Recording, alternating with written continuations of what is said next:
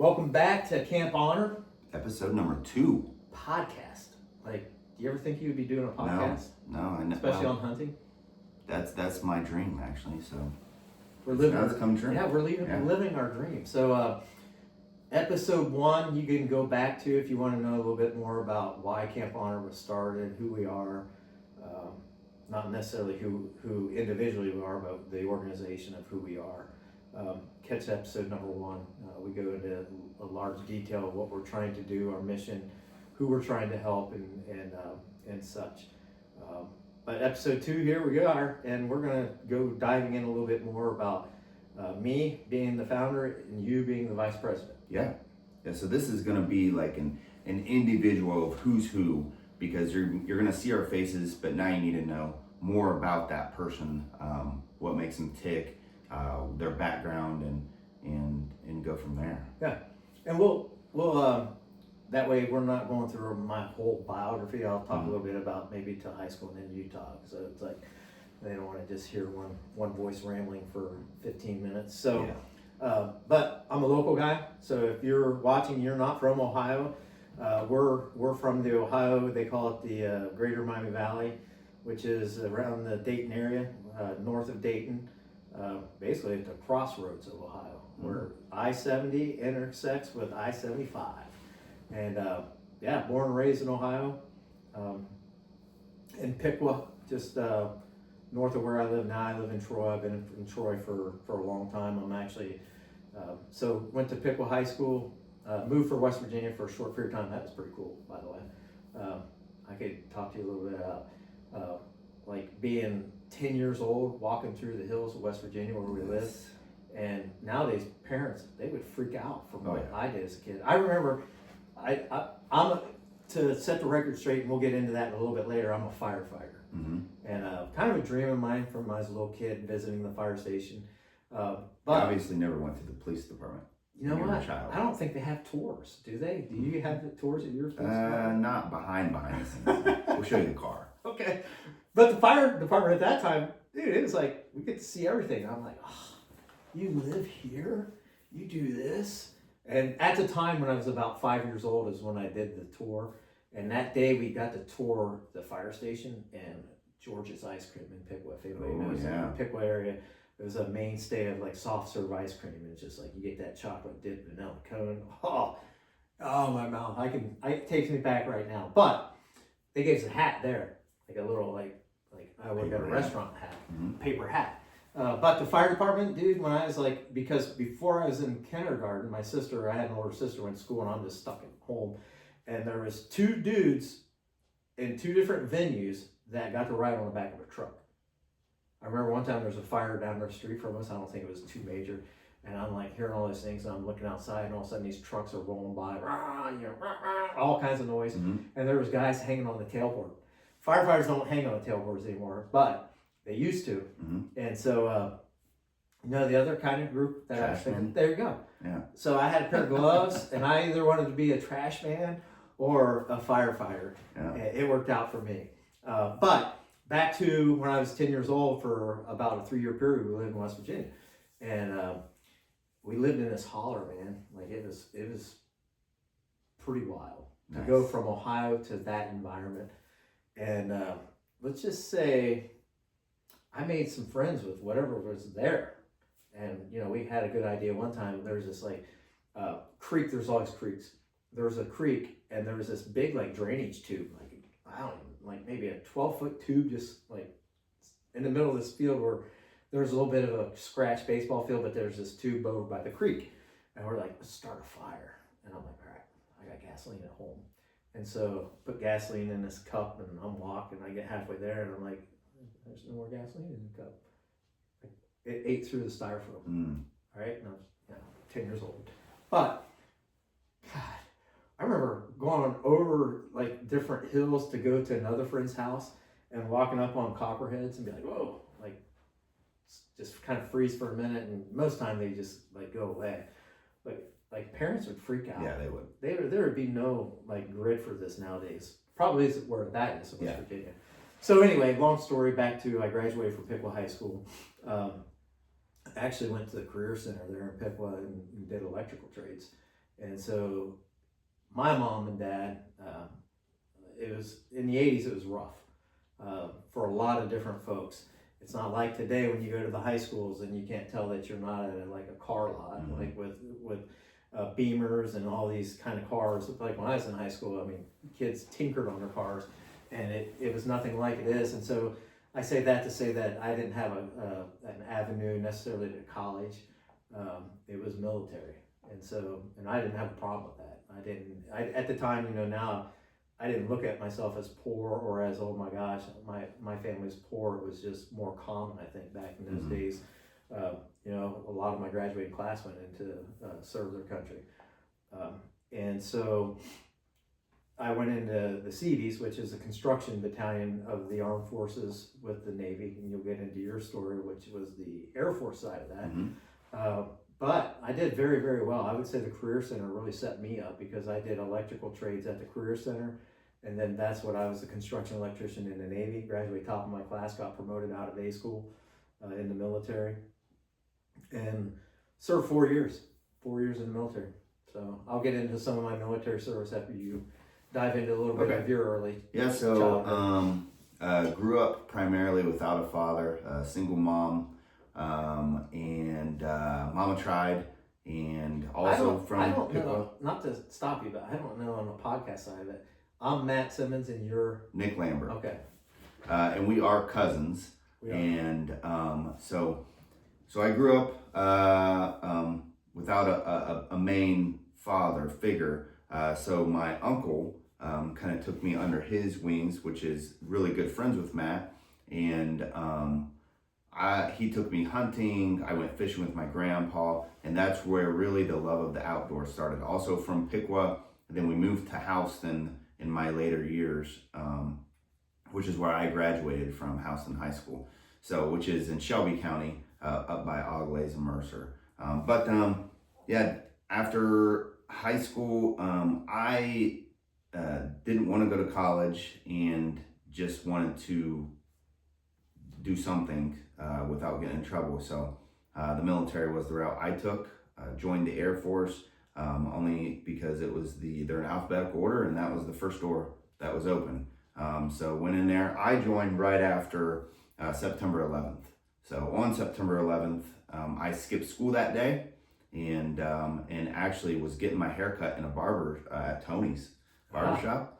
And was getting my hair cut there, and the son, I forget what his name is, but Andy. Yeah, he was cutting my hair, and we were watching big old TV screen that he had in front. And when the second plane hit, he said, that was on purpose. Somebody's trying to attack us right now. And he's like, we need people to go stop them. Those are terrorists. That's bad.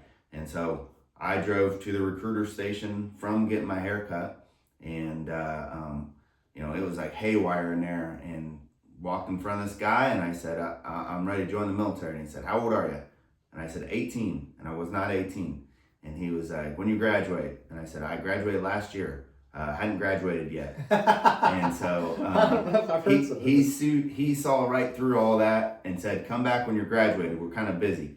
So the day I graduated high school, I went back and I said, I'm ready to leave right now.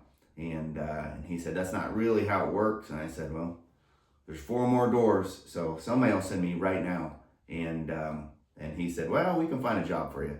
And so signed up as a combat engineer in the Air Force. Turned out to be a really, really cool job. Structures was mine. So I was more of a builder when he was the electrician. And my tech school was actually at the CB base. We were taught by the CBs, and really, really cool. And while in the military, I met my wife. She was also in the military. She was finance, and I put all East Coast bases, and she put all overseas bases, and we both ended up in Utah. And I didn't even know what Utah was. Why did they even I remember same deal. I think I was in boot camp, and there was some paperwork that you filled out. Your dream sheet. Yeah, like I already had a job. Like we could get into different acronyms and different things, and some people, non-military people, had no idea what we're talking about. So we'll just kind of keep it layman terms for the podcast and such. But Like I remember being in San Diego at the time, which Great Lakes at the time had a boot camp, which was closer, but they were like, yeah, no, we're sending you to California, which was fine by me. It was nice. Then I said, you know, I want to be on the East Coast. Like that's kind of where I'm from. And they're like, they came back a couple weeks later, like, nope, you're going to Port Hueneme, California. And I'm like, bummer, that's a long way away from home. Only then to be at home, like after boot camp, I think I got out in October, November sometime. And I'm at home and somehow they got paperwork to me and said, no, you're now to report to Gulfport, which worked out for me. I'm like, cool. Yeah, I like Gulfport. I did like Gulfport. I loved it. It was close to New Orleans and such. So, so I met my wife at the tail end of my military career. Mine was right in the beginning of mine. So I got out of tech school, got to my base. My wife was at Keesler, so she got to the base. We met, I pursued her, and she basically wore her down. You know, I chased her around so much that she finally was like, I'll go on a date with you. And we started dating. I proposed. I knew from the rip that she was the one. I think she needed some convincing. And then basically right after I proposed, I got my orders to Iraq for my first deployment. So right after I proposed, got sent to Iraq. That was a 6-month deployment, and my first chance. This was in the early 2000s. So my first chance to call home, like we had payphones. You had to go find a payphone, and you had to have your card and everything. Yeah. So I called home to her, who is my fiance, and she says, this was April 1st in Iraq, and she's like, I'm pregnant. That's the first thing that she says. And I was like, April Fools, you got me, but you know, I'm safe. She's like, it's not April 1st here. And I was like, ooh. Oh, she's like, no, I'm really pregnant. And I was like, okay, all right. And so then, 6 months later, came home. My daughter was born. We got married. Then my daughter was born.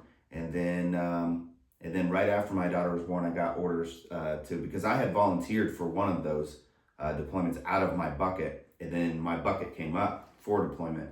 So the second deployment was a year, same place. So I was going for 12 months, and then I had a baby, and then my wife at home. So and then after I came back, I got orders, pending orders again for a third deployment, which was going to be a year and a half, so 18 months. And then my wife said, "Did you like growing up without a dad?" I said no. And then she was like, well, then you should probably think about getting out. Because my wife had actually gotten out of the military when she had my daughter, because we were in the same deployment bucket, and she didn't want us both to deploy at the same time. So we lived in Utah. There was no family out there. So I went in 91, and I remember Desert Storm was just starting, and kind of same thing. It's like, yeah, I want to go serve our country.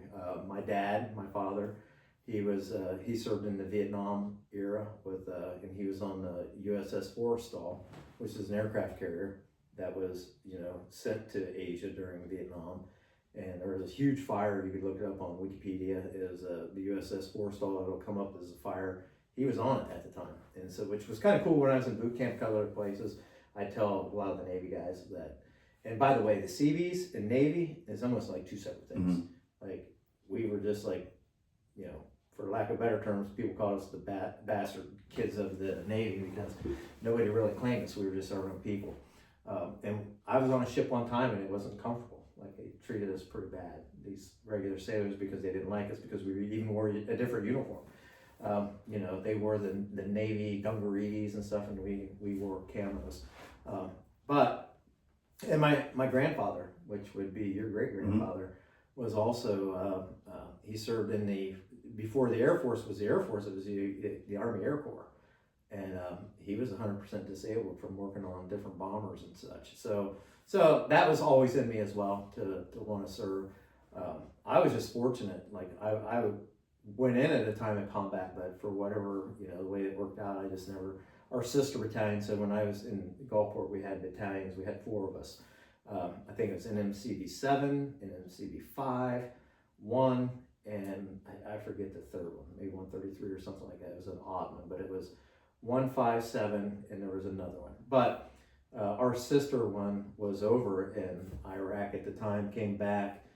We got stuck with cleaning a lot of the gear and the weapons that came back, and hearing the stories from them, seeing the pictures from them of what they encountered. And it's like, man, I was appreciative at that time. It's like, man, I would go, but I'm glad I'm not. I'm glad I didn't have to do what you guys did. And then I would say the closest I came to any type of like any combat action, and it wasn't necessarily action as much as it was a policing issue, was we were sent to Haiti, and I think it was in '93. And at the time there was almost like an overthrow, a coup of the government there in Haiti. And I remember getting closer. We were a special unit that went with some Army guys. We're actually part of a United Nations mission, because I remember getting that blue beret. I'm like, this looks weird. And so anyway, we land, and it was terrible. And they gave us weapons, and like, you know, I was used to shooting weapons, used to training, and I'm like, oh, like usually at the range, like prior to this, they were always, you know, really guarded at the range with, how many magazines do you have? And it's like, I got 3. You gave them to me. Okay, we're just checking. You know, it's like, it was on the range was a little more rigid, and our weapons and checking them in, checking them out, and all of a sudden we're on the ship, and they're like, hey, go down to the armory and get all your weapons. And I'm like, oh my God, like, okay. And so, but we land, and we're doing our thing, setting up some camps around Haiti, and it was just really, really bad, stunk so bad. And it started to get loud in different areas and different things, and then all of a sudden they pulled us out. They're like, gosh dang. And so right when we were there, like a week before Somalia happened, Black Hawk Down. And so they diverted us and said, we don't need another. So it took that long. It took like 2 weeks for them to figure out that they had another issue in Haiti that was going to potentially become very like Somalia. And so they sent us over to Guantanamo Bay. But that was pretty much smooth sailing. I mean, we got to experience a lot of things in my 4 years. I loved it. I did. And it's almost like you sometimes, like in a lot of things in life, get a deeper appreciation once you're out of it. Like you look back and you're like, dang, should have enjoyed this a little more. Yeah. A little more. Yeah. And like you said, like my kids are both activated right now. My daughter's active guard right now, and my son is active duty. But he was the same way with the Dream Sheets. He put like every other base, like he probably put every other base in the world, and he got West Texas. And so nothing against West Texas, but there's nothing out there. Land in. Yeah, basically. So I got out, and I've been a firefighter ever since. I've been now my 27th year. Actually February, in a couple of weeks, I celebrate my 27th year at the Troy Fire Department. Small department in Ohio here, and full-time firefighter, paramedic. Worked all the way through every position that we had at the fire department, from inspector, paramedic, ride time, platoon commander, our officer, then assistant chief, and now I'm the current chief. Been chief for about 11 years, and it's I won't go into all. Maybe there'll be other opportunities to go into a lot of what we've seen. You know, I've experienced a lot of bad calls.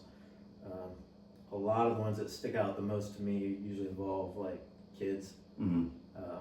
You know, I can handle adults. I mean, it's just like for some people who, especially on the medical side, you know, when you're 70, like the Bible promises 70 years. So I never really had a huge issue with, you know, doing CPR, doing cardiac arrest or strokes, or, you know, you name it. For the older people, it was the car wrecks at 2 a.m. for like 14, 15-year-olds. It's like just doing stupid stuff that I always did as well. And you think about, man, that could have been me, or that, you know, then you start to have a child like I do, who is now, you know, his first year of college. And when you go out on those cases or those calls where you're experiencing death of some of the same ages what you have at home, those are the ones they stick with you a little bit more. Yeah, so after I got out, I went into law enforcement immediately as well. Started working at a jail. Worked there for 2.5 years while I went through the police academy and got my college degree. And then got hired at a police department. Been at that same police department for about 17 years now. So, and then the whole time we've been married to our spouses, had kids, and all that stuff too. So, it's I've been married for 22 years now. I celebrated 30 in 25. There you go.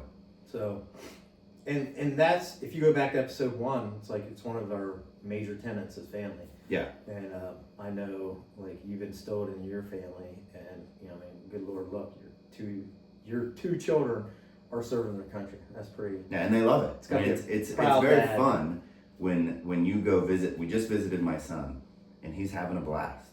Like he's loving it. It's he's ammo. So if you ain't ammo. But yeah, he's loving it. He's having a great time. My daughter's finance, and she's more of that engineer brain. So she's just having a blast. Yeah, so I married a local girl. My wife is from Troy, born and raised, and you know, she wanted to stay close, and that's where we got a large family, and our roots are here.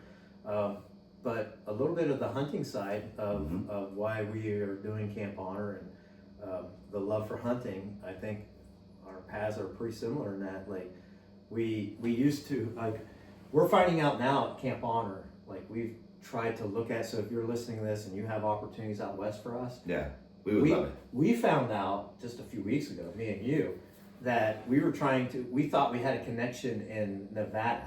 Somebody says, oh, I know a guy, you can, like, this is the best guy in Nevada. And we were driving down to our property to do some work, and we talked to this guy, and we're like, yeah, this is exciting. He's like, so what are you thinking? Like, you know, a pronghorn, elk, muley? Yeah, we're thinking all of that. Yeah, we are. And he's like, well, and I think he was talking, the first one he said was elk. $15,000 to $50,000 Or 12 to 15 years to get enough preference points. to wait. Yeah, so. And what happens, it appears to me that People the sell private their stuff. landowners get access to a certain amount of tags, and then they sell those to outfitters. Yeah. And so anyway, we're not out west hunters. No. Like, we're Ohio, and so we grew up, when I grew up, it was like, my cousin was older than me, and I would be like, oh, I don't get to go on my hunt. My dad would go like on an annual deer gun hunt in Ohio. And for many, many years, we were in Muskingum County, which is a very good county in Ohio for a lot of whitetail and experiencing like opportunities to kill and harvest animals. And so, man, every year, man, they would come back, but they were brown as down. Yeah, yeah. Like if it's brown, it's down. And they would load those things up, and I remember they'd come back a couple days later with truckloads of, like, you know, probably 6-8 deer. Yeah. And I would help my grandpa. I don't know if you ever did. Out there in his front yard. He would hang these things in a little town of Pickle, where I was born and raised. And he's like, all right, man, let's get them up there. And we would hang these deer, skin them. Like, he had a meat grinder that was on a table, and I would grind. You're like, all right, just like, I think I'd have to use 2 hands at the time. But my grandpa, man, he was good at it. And the funny thing, though, and like, I'm just giving him some of my memories, my dad didn't even really like to eat it. And my mom would, because she was raised in Minnesota, my mother. And but my dad was like kind of like his mom, which was my grandma, was like more like cityfied, and like I can, if you bury it in chili, I'll eat it. Where, by the way, I grew up dirt poor in the country, so me and him now, we eat it fresh. I eat it every meal. Yeah. One of our Camp Honor hunts, we had a guy that had some big game culinary experience, and like we harvested doe, and we field dressed it, and he's like, let's cut the inner loins out and the heart and eat it. And we're like, all right. And I don't think at that time, like, it maybe several years ago I had a piece of a heart or whatever. It's like, but it was not like a thing that's like, oh yeah, like I'm a heart guy, but I'm not opposed to it. And so I just, like, usually we just kind of toss it aside. Occasionally, like, if you needed points on your, when I was in high school, my dad would give me a deer heart, and I get points on my biology class for having the heart that we could all dissect. But this dude, like, he's like, all right, remember that bacon grease that we cooked breakfast with? Let's put that in this. We had a little wood burning top stove with a flat top and a cast iron skillet. Puts that bacon grease in there and it starts to smell good. He rubbed it with starts coffee. Smells good, and then he put a little salt and pepper. He's like, hey, give me a little of that coffee. And we're like, what coffee? Like, sliced up that heart. He took a lot of time in doing it right. But it was delicious. And I will just say this, and maybe, I don't know, like, it's just, like, sometimes in the moment it's different, but best meat I've ever had. My lips and tongue and teeth on. It was so good. And I will just say that I'm a loin guy. I like the inner loins of a deer. I like the back straps of a deer. It's like, I love to put salt and pepper and oil and throw it on the grill and let's eat. But that, it was good. Yeah. And sometimes that's when we go hunting, it's that you can't replicate sometimes. Like, I bet if we pulled a heart out right now, it doesn't taste the same. I offer it to the hunter usually. Like if I take someone out, I'll offer them the heart. And if they say, you know, how I have made a few YouTube videos on my own YouTube channel where I've just done a step-by-step. If you do it, you can do it right. However, it is tedious. It does freak people out because the blood coagulates in there and stuff, and you have to clean it really good. And so a lot of times people don't even want it. So I want to wrap back to that Nevada thing is we're starting to realize here in Ohio we're very, very blessed with tags that are pretty inexpensive. Over the counter. You don't need big lotteries. You do. The biggest thing that you have to worry about in Ohio is access. And so we had access when we were growing up to a pretty large farm in Muskingum County. And then I remember the first time I went. I think I was maybe 13, 14 years old. And it was shotgun, by the way, just, 12 gauge slug. And there was no really, that's the season that we went in. It was always right after Thanksgiving, the first Monday, Tuesday. The first Monday was opening gun season for the week. And I remember the first time I went with my dad, he's like, you're just going to sit here by me. We're going to find a tree that's down, like a big tree, and put that against our back. And then we would stagger people so many 100 yards or whatever. And it's like, and you just know. You just like, all of a sudden, sun starts coming up and you start to hit the woods lit up, brother. It's like, as soon as the sun comes up. And you know if people were missing by how many shots were being fired. Like pow, pow, pow. And the other guys that were getting closer to you, like then all of a sudden they start to shoot, and then Dad be like, all right, get ready. Yep. Get closer. And sure as heck, he was right. Like, this deer is just running with everything it's got. And he's like, and my dad was a pretty good shot for whatever reason. And I remember he took his first deer that I was with him. And at the time, I don't remember all the logistics of this, but I do remember there were Amish dudes hanging around too. And my dad shot this deer, and when it went down, it went down. And it was a small 8, probably 2-year-old 8-point. And half the rack was like just hanging. And I was like, this is weird. And this Amish dude came up, and they spoke very broken English, by the way. We're talking like Amish that were full Amish that would hire a van to drive them. And the guy said, I shot at that. And my dad looked right at him. My dad's a big guy, and he was a big guy back then. And, I don't think a lot of people wanted to mess with him back then, even though he was a preacher. He says, you might have shot it or shot at it, but I killed it. And the guy just looked at him and said, okay, and walked away. That was my first experience. And then my dad looked at me, and he's like, all right, I'm going to teach you something here today. And it's like, he taught me how to field dress a deer. Guess what? The next year I went back with my dad, because it was like, I think 2 years in a row I went with him. And let's just say from that point on, any deer my dad ever killed, guess who field dressed? You did. I did. Yeah. Like, it was just, that was my job. Yep. And, but I remember, day one, it's kind of quiet, and that's your best opportunity is to hope that one walks by, and then, World War III, like I said, breaks out, and you hope one's running, and then you get a chance at it running. Day 2 is usually not a lot, because now everybody in the woods have been firing freaking shotguns. These deer just don't know what the heck's going on until somebody steps on one. And then I think on day 3 or the end of day 2, we only went for 2 or 3 days. Then we drive. Yep. Doing deer drives. And that was one of the most dangerous things I think we probably did. Yeah.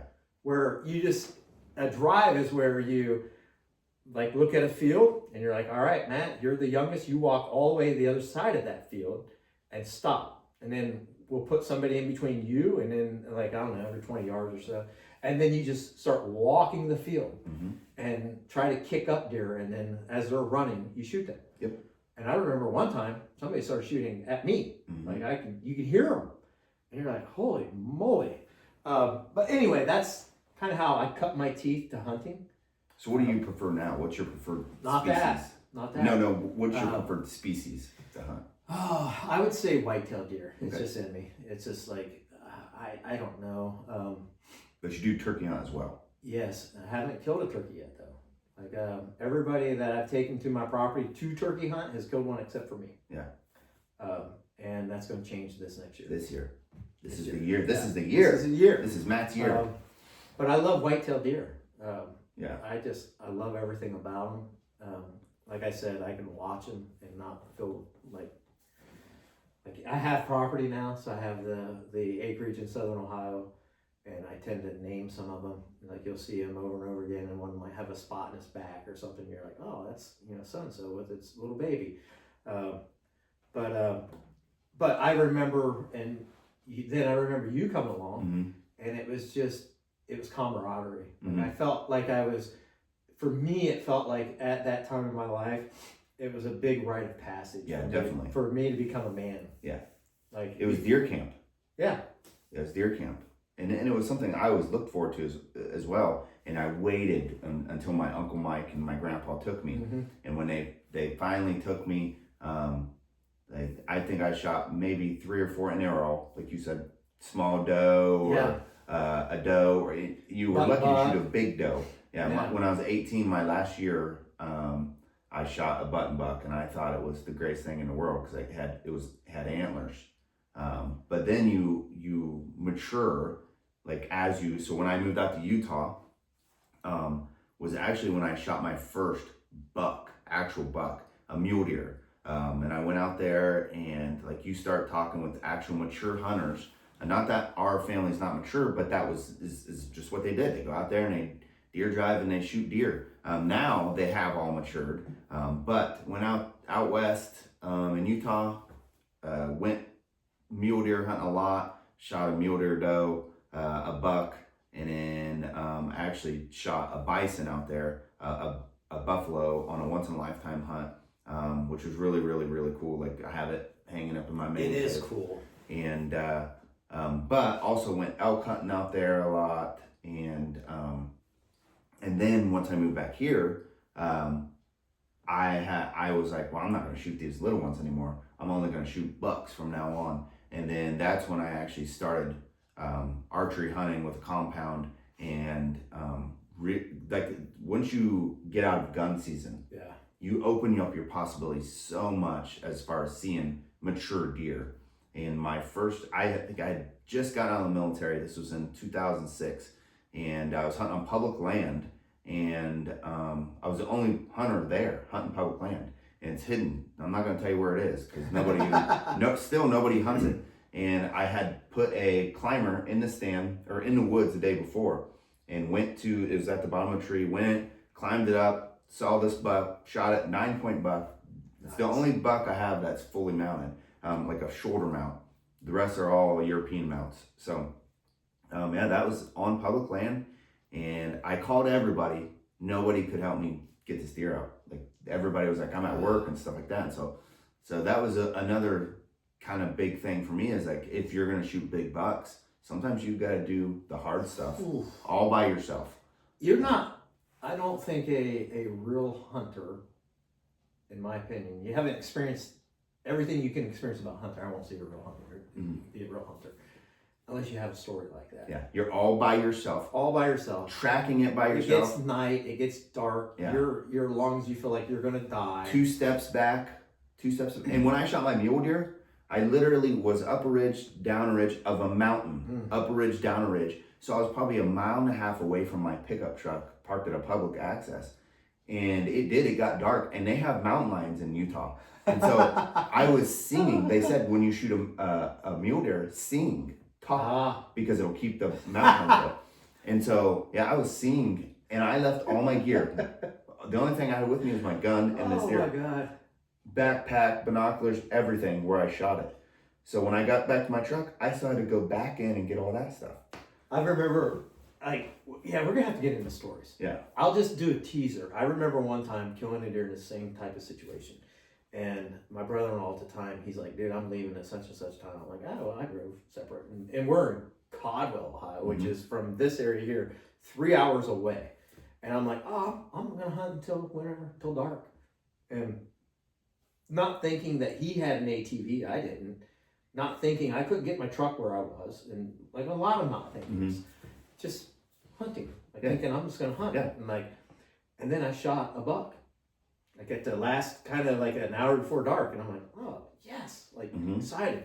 But then realizing like I got all this work, and I'm like, yeah, I'm gonna like I needed to die. I know I shot it, and so I'm just gonna take all my crap to the truck, which was about a good half mile away, up and down hills, and only to then come back and like, okay, like I got the blood trail, and I get up there, and I'm like, oh, there he is. Like, you know, all right, let's go field dress it, and I get from like 6 feet away, and then guess what? It's like gets up, and I'm like, ah, like. And you didn't have your bow or nothing. Oh, we had a knife, but it ran through my mind like it ran through my mind like, what should I do? Because it wasn't moving very good, by the way. And I'm like, oh my god. And so I have the knife. I'm like, do I go? Like, that's a bad idea. Yeah. So I'm like, I'm just gonna go back to the truck, get my crossbow. And so that's what I did. But anyway, here nor there, we'll tell that story again. But it's like hunting, man. Yeah. Oh man. Like, And since then, since coming back to Ohio, I did about 7 years of duck hunting, super hard on Erie, which is super fun, but also super expensive. And because then you just add all this other cost to regular hunting. So I did that for 7 years, and then really started getting back into deer hunting when my son was getting into. He's probably a better hunter than me, and he has shot some doozies. My son he's shot 3 big bucks, and they're all in his room in his bedroom. But so once he started getting up in age, he was wanting to go deer hunting. So I got back into archery, and then switched to crossbow for him, and now switching back to compound again. But last year, you guys, my cousins were all like, yeah, turkey hunting is, and I never wanted to add another thing back to my hunting repertoire, because literally I just got done with duck hunting, and I was like focusing on, once you really want to focus on deer, and then, so I got into turkey hunting, and then my first year, I actually shot a bearded hen, which I didn't even know was like rare. That's so awesome. I saw the beard, and only Nick Lambert would like shoot for his first turkey is a bearded hen. but we hunted hard. I hunted hard the entire season. It was like every day, and I was trying to find land to go. So I would be driving, 2 hours this way, 2 hours back, and finally made it happen to where I saw the beard. I had a decoy out. I was going towards the decoy out. I assumed it was a Jake or a Tom, and nope, it was a bearded hen, but which is legal to shoot in Ohio. We're gonna have to go over that whole story though. Yeah. So, yeah, I mean, I'm like mostly deer most of my life, but got to go out west once to go elk, and I want to do that again. I think Camp Honor we're gonna get a lot of opportunities, and so I've got really nothing on a bucket list per se. I would love to shoot an elk. That would be a dream of mine. If I could say there's one animal, it would be an elk. Yeah.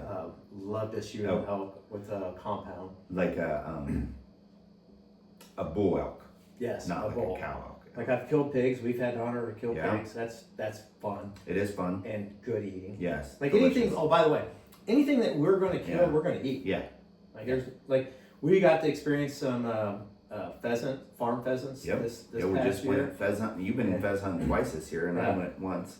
And that is like it's just we're diving into realms of like it's just like it's so fun, but yet so when we take these vets and these first responders out, it's healing for them, and it's like you feel like man, we're just connecting a lot of different things. But yeah, I got nothing that I would say for me though, and it could change. I'm not saying that I'm locked into anything.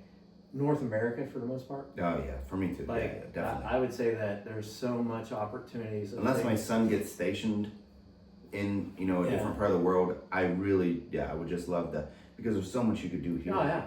You can do the Grand Slam of turkeys. You can shoot a buck in every state, which is one of my goals. Yeah, so I mean, I'm not, like, I don't need a lot to keep me happy. Or like, because there's always that, oh, the grass is greener. It's like, oh, you want to go to Africa? Not really. No.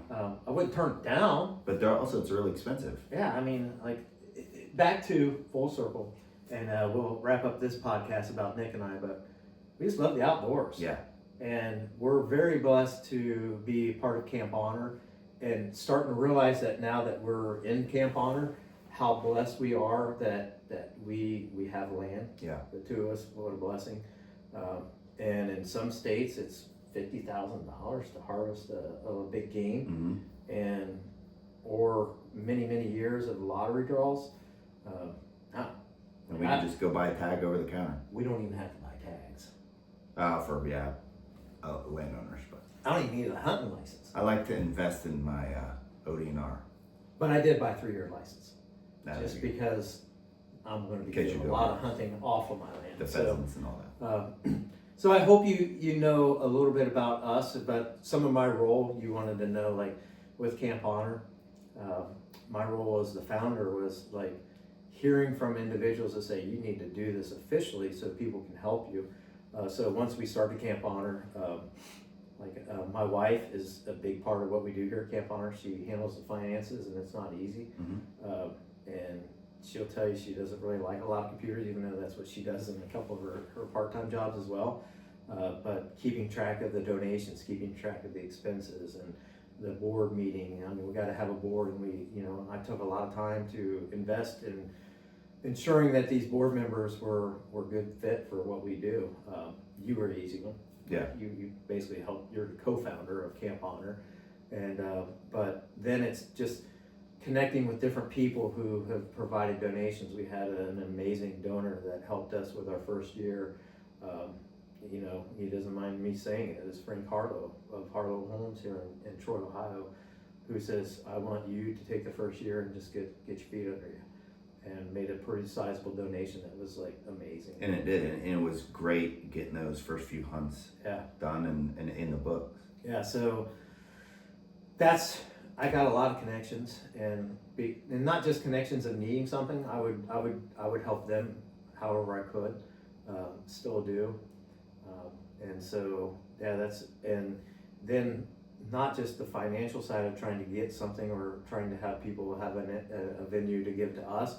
Is also a lot of those connections have also produced the people that we've taken on the hunt so far. Yeah, because if you know somebody with a business and they have an employee who is a veteran, and they see that person is struggling, we may be what they need to just prosper. Like in Josh, our hunt this past fall, that was his brother, was a brother-in-law of my brother, and man, what a warrior that guy was for our country, and so deserving of a Camp Honor hunt, and go back and watch that video. And so my role that leads into that is, so I've been with the majority of the big games while they were out there in the stand or pop-up blind.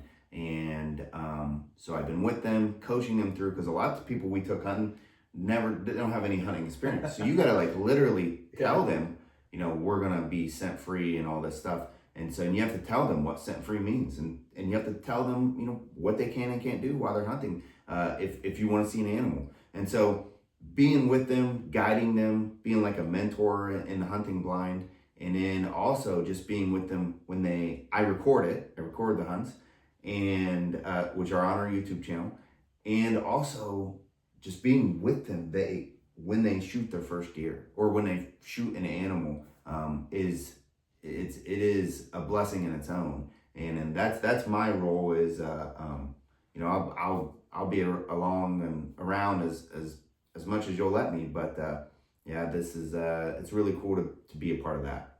So I think I'm sorry, go ahead. How can the people who are listening, how can they be involved? Because we're two guys sitting on a couch in a man cave, but how can someone hearing this, how can they be involved? Well, I imagine if somebody's listening to this, either they're intrigued by what we're doing and or they're outdoor enthusiasts themselves. And so I would say somebody who's intrigued, who might know veteran, who might be struggling, veteran first responder with the aspects of the sacrifices of our job in serving our country, that could maybe use what we're talking about. And whether that's a hunt or hooking us up with a small group, or, there's many avenues that we have to help people.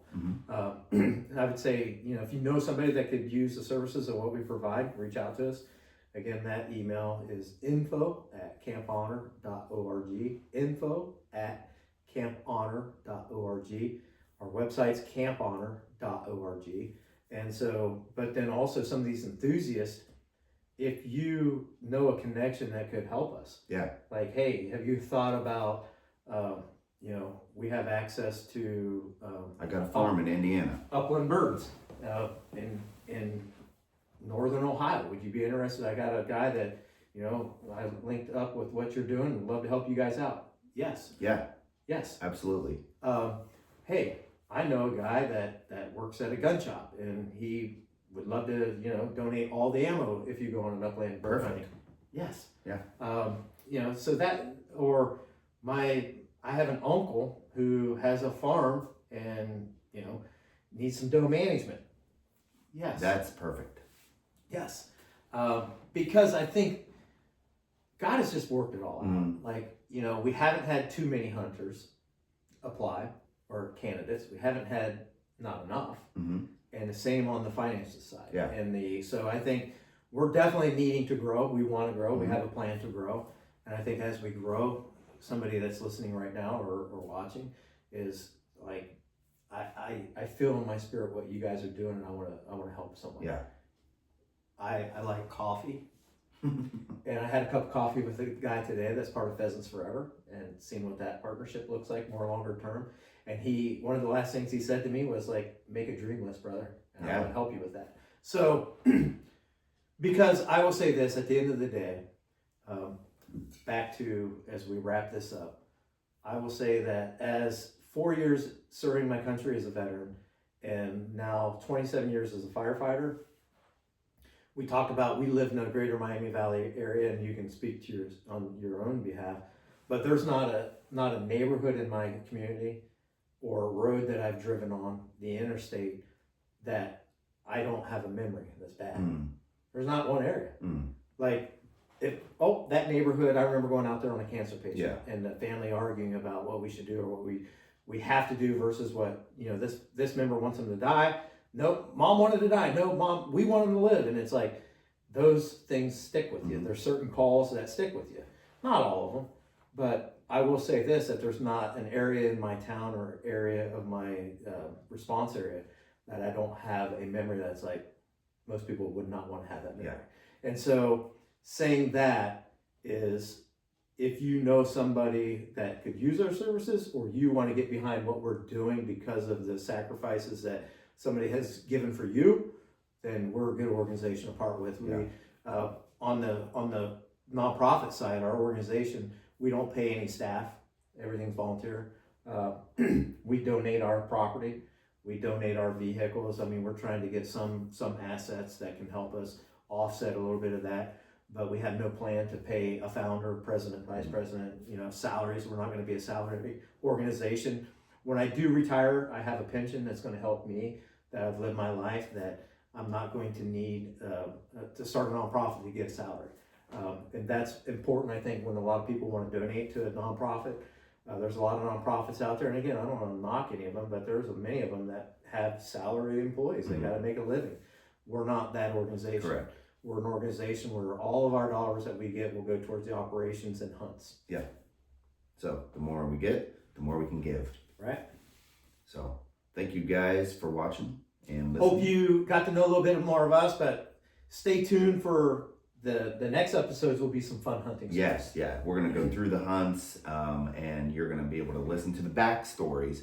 So 'cause hopefully you've already seen the actual hunts on the YouTube channel, And that's one thing to see it, but another thing to get the backstage pass of what happened And behind the scenes. my wife is not in here, and because she'll listen to these and say, you talked about this, but you never finished that conversation, or you said this. So if we in this podcast didn't answer, like we started a story and didn't finish it, let us know. Yeah. Like, and if you have a question in the just podcast, ask. there's ways for comments and say, hey, tell me about that hunt that deer got up and walked away. How did you end up killing that? Request it. We will gladly. You think it jumped on its back and rode it Whee! into town? So man, we're excited to launch Camp Honor podcast. This is episode 2, and we will pump these things out because we know once people start to listen, they're gonna just not want to stop. Yeah, I agree. And we will feed that hunger. Yeah, and we're also gonna have guests and stuff like that. It's not just gonna be us. No. The first few will be us because we've been on the hunts and we want to get that information to you. But then we're gonna start having guests, and it's gonna be a lot of fun for A lot of fun. Yeah, it's gonna be the best podcast ever. The best one, the only one you need to listen to besides the other ones, but this one first. Yeah, and we hope my goal will be every podcast you take away something. But for us today, it's like you get to know us, but you know a little bit about our passions for what we're doing and how it helps us continue to serve. So, all right. Have fun. We'll see you guys. Thanks.